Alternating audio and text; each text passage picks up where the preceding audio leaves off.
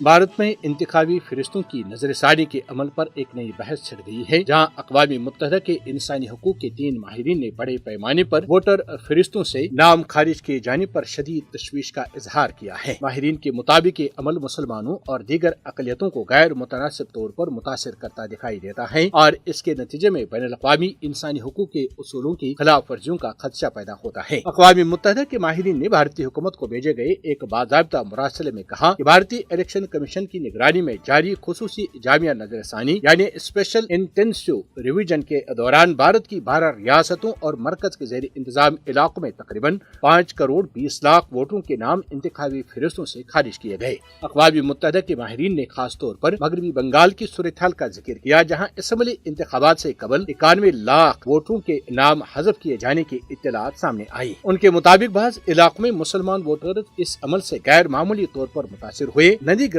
हल्के का हवाला देते हुए माहिरीन ने कहा कि हज़फ किए गए वोटरों की बड़ी तादाद मुसलमान थी, हालांकि हल्के की मजमूई आबादी में उनका तनासुब इससे कहीं कम है। मुरासले में ये भी कहा गया कि इंतखाबी फरिश्तों से खारिज किए गए बहुत से अफराद भारतीय शहरी थे और उनके पास शनाख्ती दस्तावेजात मौजूद थी। माहिरीन ने खदशा जाहिर किया कि सरकारी रिकॉर्ड में मामूली गलतियों जैसे नामों के हैजे के फर्क को शहरियों के वोट के हक से महरूम करने के लिए इस्तेमाल किया जा सकता है। अक़वाम मुत्तहिदा के माहिरीन ने वोटर डेटा की जांच के लिए मसनूई ज़हानत पर मबनी निज़ाम के इस्तेमाल पर भी सवालात उठाए। उनका कहना था कि ऐसे निज़ाम में शफाफियत न होने की सूरत में गलतियों और जानिबदारी के इम्कानात बढ़ सकते हैं, जिससे लाखों शहरियों के बुनियादी सियासी हुकूक मुतासिर हो सकते हैं। माहिरीन ने भारतीय हुकाम के इन बयानात पर भी तशवीश जाहिर की, जिनमें इस अमल को गैर कानूनी बांग्लादेशी तारिकीन वतन के शनाख्त से जोड़ा गया। अक़वाम मुत्तहिदा के माहिरीन के मुताबिक ऐसे बयानात भारतीय मुसलमान शहरियों को गैर मुल्की अनासर के साथ जोड़ने का खतरा रखते हैं, जो इम्तियाजी रवैयों को फरोग दे सकते हैं। उन्होंने शनाख्त करो, हज़फ करो और मुल्क बदर करो जैसे नारों का हवाला देते हुए कहा